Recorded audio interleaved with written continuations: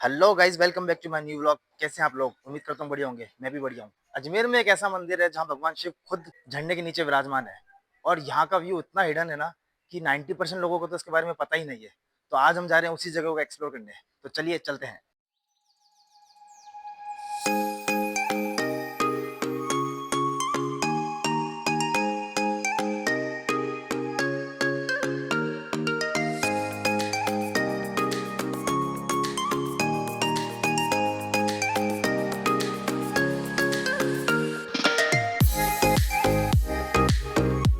तो गाइस, ये है हमारा अजमेर का रेलवे स्टेशन और यहाँ से अभी हम जाएंगे सीधा उधर मदार गेट की तरफ। ये क्लॉक टावर से आगे सीधा और गांधी भवन चौराहा आएगा, वहां से लेफ्ट मुड़ेंगे मदार गेट की तरफ।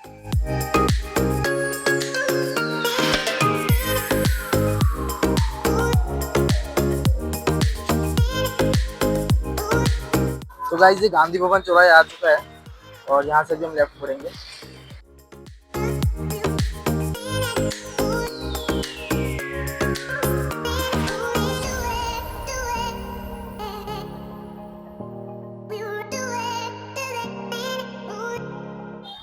और वो सामने मदार गेट है, उसके अंदर जाएंगे जो दरगाह के लिए जाता है सीधा रास्ता।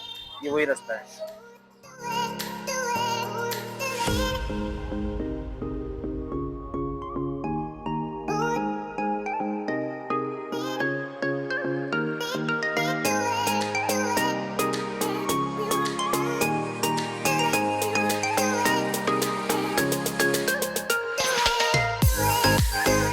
तो दोस्तों, ये है अजमेर की फेमस दरगाह जिसको अजमेर शरीफ भी बोला जाता है। और यहाँ से ये जो रास्ता जा रहा है ये दिल्ली गेट के लिए जाता है और ये रास्ता इधर जाना है हमको जो मंदिर के लिए जा रहा है हमारे।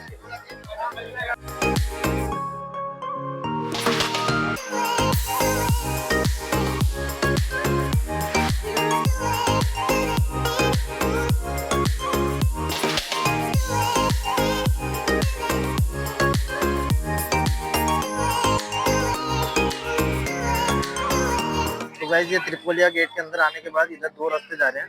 एक इधर जा रहा है और एक इधर जा रहा है। तो हमको इधर जाना है क्योंकि हमारे मंदिर का देखिए बोर्ड भी लगा हुआ है, घंडेश्वर महादेव मंदिर। तो गाइस, ये बोर्ड है और हमको इधर ही जाना है ऊपर मंदिर के लिए। तो चलिए चलते हैं।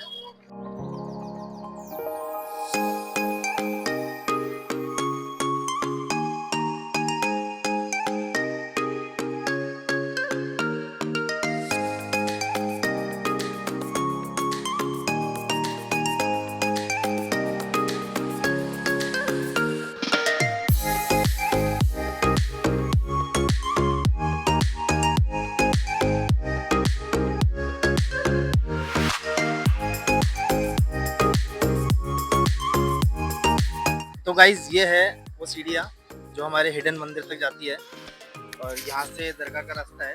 दरगाह से आते हैं अपन 10 मिनट का वॉकिंग डिस्टेंस है दरगाह से। तो चलिए ऊपर चलते हैं हम। और ये लगभग 350 सीढ़ियाँ बताई जाती है और काफ़ी मज़ा आता है ऊपर चढ़ने में। मतलब एक ट्रैकिंग का भी एहसास आपको मिल जाएगा यहाँ पे आके। और ऊपर का माहौल इतना शांत है ना, वो मैं आपको अभी दिखाऊंगा ऊपर जाके।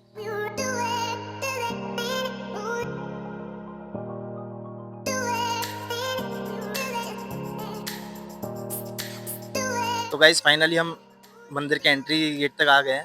मतलब ये सीढ़ियाँ है, यहाँ से इसका एंट्री है। ऊपर देखिए सीढ़ियाँ हैं। तो अभी ऊपर जाएंगे और ये सामने भैया, इनसे पूछते हैं एक बार मंदिर के बारे में। जी भैया, आप यहाँ पे कब से हैं? 27 नहीं पर ओके। तो ये आपका सिलाई का काम है? ओके, टेलर है आप। तो ये मंदिर के बारे में आप कुछ बताएंगे उनको? ये मंदिर प्राचीन काल का है साहब। कितने सालों से मंदिर है? ये प्राचीन काल में जब से हम देख रहे हैं, हमारे पिताजी भी देख रहे थे। तो ये मंदिर की मान्यता बहुत बताते हैं। बहुत मान्यता है। पर मैंने सुना है कि 90% लोगों को तो इस मंदिर के बारे में पता ही नहीं है। पुराने शहर में जितने भी पुराने अजमेर शहर के लोग हैं उन सबको मालूम। तो यहाँ पे मतलब डेली कितने औसतन लोग आ जाते हैं दर्शन करने के लिए? 100-200 लोग तो आ ही जाते हैं। और सबसे ज्यादा भीड़ कब पड़ती है? सोमवार, मंगलवार, सावन में मैंने सुना है कि इधर बहुत भीड़ पड़ती है और लाइन लगती है बहुत। सावन में लगती है। और जब मंदिर का मेला आता है शिवरात्रि वाले दिन 3 दिन तक चलता है। अच्छा अच्छा। तो आपका नाम क्या है? कौशल अली। कौशर अली। आप गए हैं कभी मंदिर? हाँ बचपन से जाते ही हम तो, अच्छा, बचपन से जाते ही रहते हैं, ओके। खेलते थे हम ऊपर। कैसे ऊपर का माहौल कैसा है? अच्छा माहौल, एकदम शांत माहौल है। शांत माहौल है, बढ़िया है। दिल लगता है वहाँ जब बैठो आराम से सुकून से रहो। हाँ तो भैया आपका नाम क्या है? मेरा नाम असरार मोहम्मद। अच्छा, तो आप कुछ मंदिर के बारे में बताना चाहेंगे? यहाँ पर पब्लिक का आना जाना लगा रहता है और सावन के अंदर और शिवरात्रि पे जागरण होता है एक दिन पहले। अच्छा, उसके बाद में दूसरे शिवरात्रि के दिन पब्लिक अच्छी आती है। और सावन के महीने में यहाँ का माहौल कैसा रहता है, मतलब बारिश के टाइम पर? सावन के महीने के अंदर ये सावन में करीब करीब जो है पब्लिक 3 बजे करीब आना स्टार्ट कर देती है। सुबह के 3 बजे? सुबह के 3 बजे। अच्छा, और ऊपर झरना भी बहता है लगता है? झरना बहता है, अच्छा, बहुत अच्छा। आप आके देखेंगे सावन में तो मतलब देखने लायक दृश्य रहता है? उमंग रहेगी देखने मजा आ की। जाएगा। आनंद ही आनंद है। आनंद ही आनंद। आनंद ही आनंद। तो गाइज यहाँ हमने यहाँ के जो लोकल रहने वाले हैं उनसे बात की और मंदिर के बारे में पूछा उनसे, और बता रहे हैं कि ये मंदिर बहुत पुराना है, मतलब वो लोग तो बचपन से देख रहे हैं। तो मैंने भी ऐसा सुना है कि ये 13वीं शताब्दी का मंदिर है, मराठाओं के टाइम के मंदिर है ये। तो चलिए हम ऊपर चलते हैं, देखते हैं।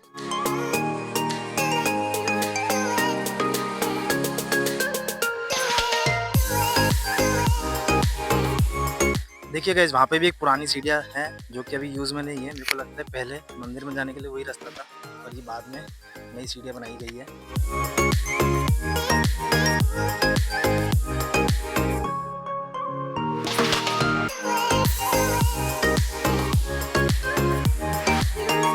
वो सामने देखिए गाइस, गेट आया एक, और यहाँ भी एक मंदिर है।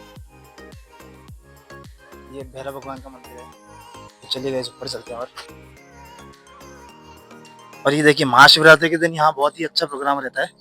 रक्तदान का, गणपति निमंत्रण, मेहंदी हल्दी, भव्य शिव बारात, महाश्रृंगार, विशाल भजन संध्या, मंगला आरती, जलाभिषेक एंड ठंडाई प्रसाद महावितरण।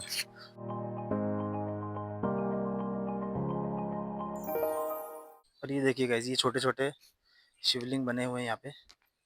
ये बड़ेश्वर मंदिर महादेव, वो वहाँ पे सामने श्री गंगेश्वर महादेव देखिए।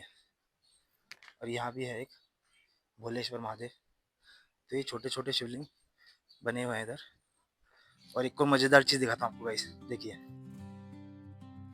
ये यहाँ पे गौमुख है, वहां से 365 दिन पानी बह जाता है झरने का। ये देखिए गाइस, वो पानी बह रहा है उधर अभी भी। और वहाँ एक शिव जी विराजमान है छोटे से। ऊपर भोलेश्वर मंदिर है, और जो मेन हमारे झंडेश्वर महादेव का मंदिर है वो वहाँ पे ऊपर है, पेड़ के पीछे। तो वहाँ भी हम चलेंगे अभी। पहले ये भोलेश्वर महादेव के दर्शन कर लेते हैं। तो देखिए गाइस, ये शिवलिंग है, पूरा शिव परिवार है यहाँ पे।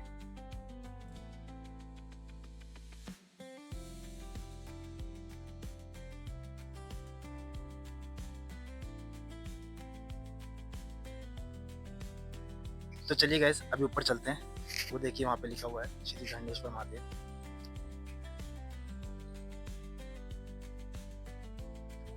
और यहाँ भी एक मंदिर है, महाकाल का मंदिर। ये देखिए दोस्तों,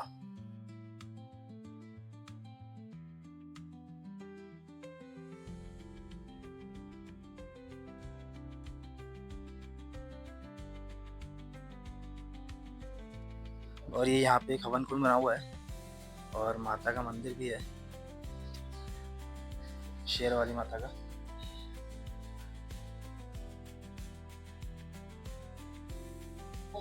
ये बालाजी का मंदिर है।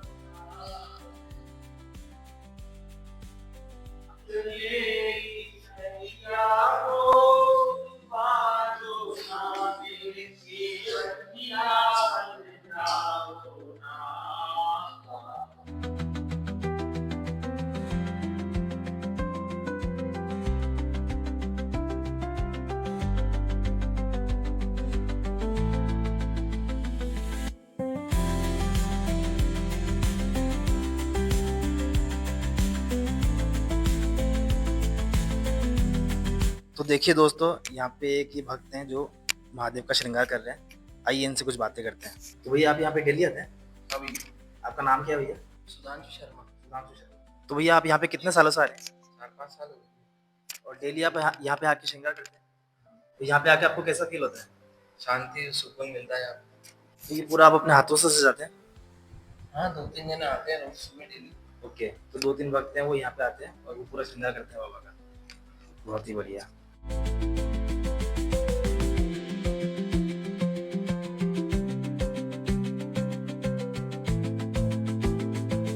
तो दोस्तों, अब यहाँ से मैं आपको पूरा अजमेर का व्यू दिखाता हूँ। देखिए कितना प्यारा व्यू लग रहा है अजमेर का, पूरा अजमेर दिख रहा है यहाँ से। देखिए सामने वो पूरा अजमेर का व्यू दिख रहा है, जो अजमेर का कोर पार्ट है मेन, वो पूरा दिख रहा है यहाँ पे। और यहाँ से और भी ऊपर जाने के लिए भी सीढ़ियाँ हैं, तो हम वहाँ पे ऊपर जाके भी देखेंगे एक बार।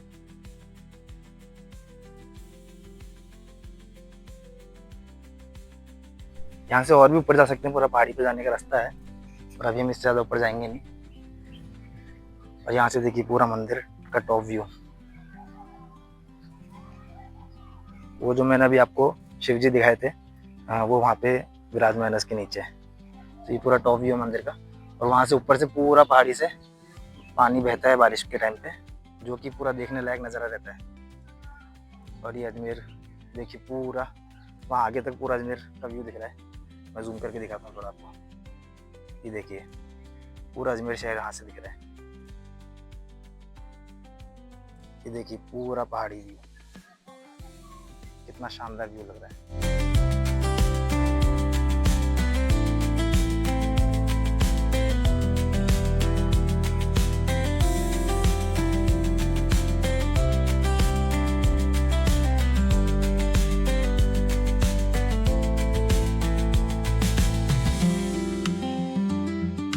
दोस्तों, ऐसा माना जाता है कि ये मंदिर कुछ 800 साल पुराना है। मराठाओं के काल का मंदिर है ये।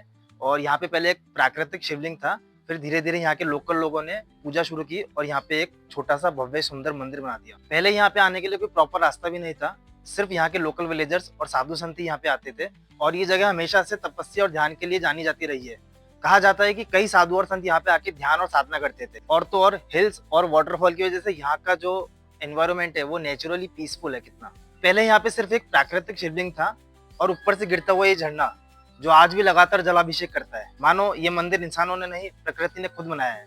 दोस्तों, यहाँ पूजा कोई पंडित नहीं करते, बल्कि झरना खुद करता है। कुछ मंदिर बनाए जाते हैं और कुछ मंदिर खुद ब खुद बन जाते हैं।